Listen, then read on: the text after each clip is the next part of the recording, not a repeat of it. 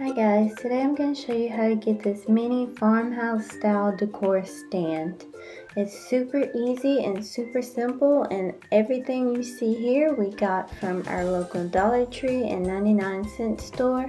So if you're new to my channel and like to be a part of the KK family, just hit that notification and subscribe button so you don't miss a video.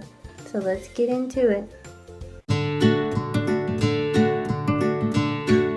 So what we're going to be needing today is some jute cord, two different types of candle holder, adhesive glue, hot glue, scissors, and white spray paint.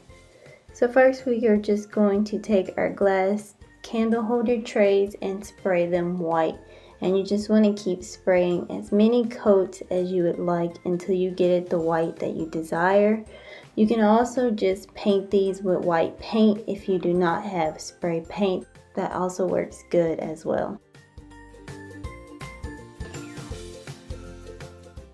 So now we're just going to take our plate and place it upside down, and then we are going to add some adhesive on top of our other candle holder and hot glue for more support. Once you're done with that, we're just going to center it onto the plate and add more hot glue around it for extra security.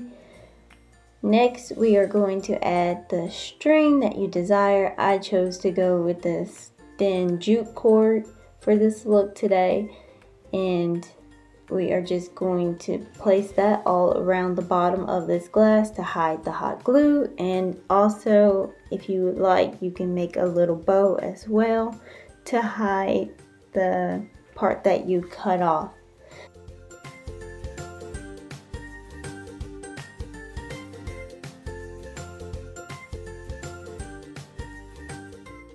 But that basically completes this look. It's super simple and super easy to do, and it's super cute for any type of like decor you want to place on it with the seasons.